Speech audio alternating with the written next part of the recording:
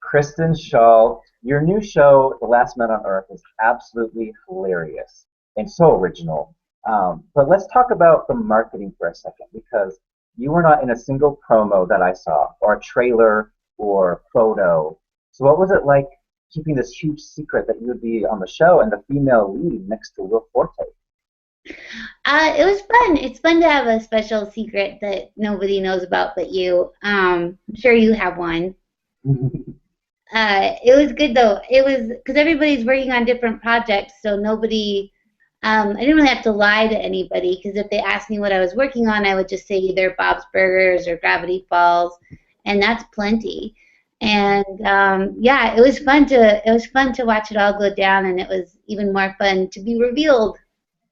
Yeah, and the great thing about the show is that they withhold the cast members' names until the end of the episode. Like when January Jones came on, we didn't see her name until the end. So Fox is doing a really good job of keeping all this secret. So kudos to them. Yeah, definitely. I think they were a little nervous about whether or not people would tune in if they didn't know if there was a larger cast. So I'm glad that they kept it a secret for as long as they did. Mhm. And I think at its core, The Last Man on Earth is actually a romantic comedy. It's disguised as like an apocalyptic end of the world show, but I think really it's a rom com for guys actually. What do you think about that, Dave? Oh, I like that. I think the best rom-coms are usually for both sexes, that you could really, there's just a universal appeal. But this is definitely a story told from Phil's perspective, so I could see it could be a bro rom-com. Absolutely. I think you invented a new word, a bro Bro com. rom-com. Yeah, brom. And when I watch the episodes and see the scenes on the streets or in the stores, I'm thinking, how do you guys pull this off? Because you have to shut down everything, right? What are the challenges in that? It's hard. They did a pretty good job of locking off the set. I think you could see in a blooper reel there was a moment where I'm beating up the mannequin and a woman and her child just walked right through the shots, which I was actually a little concerned because violently beating up a mannequin is actually I think would be terrifying for a little kid because it is the shape of a person. But yeah, I think the hardest part about creating that environment was the thing we absolutely could not control, which is planes and trains. Mhm. And they were constantly in the sky, and at 5 o'clock that train would always go by, so we would have to pause for the sounds of those. Mhm. And Will Forte, he created the show, he's a writer on the show. Does that mean he's a diva on set? Be honest. No, he is the opposite of a diva. In fact, I've never seen him do. In fact, I wish he was a little more of a diva. Like he won't even like ask for a water, and I'm just like, get a water. You're dehydrated. He's like, I can get it myself. It's like, no, you can't. We're about to shoot the scene. Very humble. Absolutely is one of the kindest, hardest working men I've ever met. I really identify with your character Carol in a strange way, because I am a rule follower. I will stop at the stop signs, even if I'm the last person on the planet. What do you like about Carol the most? I think what I like about Carol is that she's optimistic. There's definitely, I mean, she survived so much. I mean, she's one of the last people alive, and I think she's so grateful for that. And I think she sees the best in people, including Phil. I think she might be the only one of the community that does see that there is some good in Phil. And I like that about her. I like that she can see through the darkness and always find brightness at the end of it. And but yeah, I agree with you. I'm a rule follower too. I'm really nervous about authority. Yeah. I got pulled over for a speeding ticket for my first time, and they were like, "Well, did you get out of it?" I'm like, "No, he's a cop." One of our editors, Ralph, he wants to know, do you hope Carol ever gets to let loose and blow up cars and smash stuff like Phil did in the pilot and has since?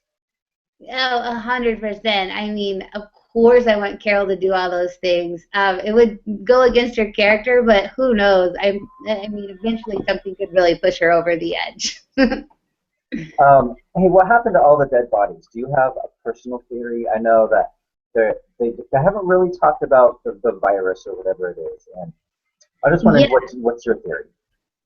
I have a few. I think that one of the things that I imagined is that it would be sort of a thing that would just eat the flesh so fast and all that it would just turn into ash and there wouldn't be dead bodies anymore. I think that's a pretty good thing to think about if you want to. I have a lot. I love getting into the sci-fi part of it. I know in a very early draft of the pilot that I read, there was a dead body being dealt with that Will wrote just so people could, know that this was a feel of what was going on, but that they took it out. The network thought that it wasn't helpful to the comedy. In a way, I would now, looking at the whole series, I would have to agree with them. At the time, I was just, for me, everything has to be justified. So I was like, well, you guys show where the dead bodies are, but you really don't. Like, if you really want to see dead bodies, there is about 200 shows that you can turn to and see. I also have like a thing too about, because it's like, well, why doesn't like Carol or Melissa just go to the sperm bank, And then I'm like, oh, because maybe they just want to repopulate with people who are immune to the virus, because maybe that sperm is. So I don't know. It's fun that it's so open because you really can sort of problem solve yourself at home if you'd like. Right. And here at Gold Derby, we're starting to analyze all of the upcoming Emmy races. And your category is Best Lead Actress in a Comedy Series. And if you were to be nominated, some of the people you may be up against are, I don't know if you've heard of them, Julie Louis-Dreyfus, Amy Poehler, Lisa Kudrow. Oh. What would it mean to be like nominated against these comedy queens, really? Oh man, I don't know. I mean, well, it would be a great honor. Obviously, it would be. I guess I would feel like I got into the coolest kids in town club. I wonder if we would get to hang out together. I feel like I would probably talk really loud because I'd be so nervous around them because I look up to them so much. And you would have to get by Julie Louis-Dreyfus there. She's won 3 in a row. What are you going to do to take her down? Because we want to see new blood in that category. I don't know. Beef is so good. She's dynamite in it. I have no qualms with her winning all the Emmys forever. She's so talented. And if you get nominated, you have to submit an episode to the Emmy judges. What's your favorite episode so far? If you could, there's been 9, I think 8 or 9. If you could pick one, what would be your favorite? That's a great question. Yeah, I've only seen as many as you've seen at this point because the rest are sort of getting the finishing touches on editing. I know there's a couple really delicious, juicy Carol moments coming up in future episodes, but I haven't seen them yet. So I think for what we've seen so far, probably episode 3, which is raisins and wedding bells and raisin balls, where we get married, because that was such a delight. It was so fun just being in a show with just one other person, and that other person being Will Forte is something that is so special to me and so rare and cool that maybe that one. Cool. And speaking of the Emmys, you're on Bob's Burgers that won the Emmy last year for Best Animated Program. Yep. And you were there, right? You went up on stage with the cast. I did. I went on stage, and Lauren told me to make the speech if we won, but then Jim Deutscher needed to thank everybody at Fox. So I think I just said I'm blown away by everybody at the Creative Emmys because those are the people that are working the longest hours, putting in all of their hard work and creative energy in there, and they don't get the praise that people get at the other Emmys, but they should. I mean, they really should, because without them, there's no show, and they're so talented. So I think I said this is the real Emmys. Nice. And let's say Bob's Burgers were to last 25 years, like The Simpsons. Would you see yourself, 2 decades from now, still voicing Louise? Yeah. Oh my gosh. Of course. I could voice Louise until I'm 90. I don't think my voice will change. It hasn't so far. Everybody thought it would when I came out of puberty. So. And Jon Stewart is stepping down from The Daily Show. You've done a lot of great reports for him over the years. They have announced a replacement, but before they announced the replacement, I think a lot of people were thinking, oh my gosh, I would love if Kristen were to take that seat. Would that be something you would ever consider? Oh boy, luckily I didn't have to consider it because they never asked me, and I'm so glad. What a thing to wrestle with. I think I wouldn't. I wouldn't. It was really hard. I've thought about it here and there, and I've just witnessed the amount of work that goes into creating the Daily Show specifically, unlike a regular nighttime talk show. It is you have to really put your whole self into that job on a daily basis and on the weekends, and your perspective and everything needs to be in tip-top shape. I don't know if I would do that show justice in the way that Jon Stewart did. And I think that's the hardest thing.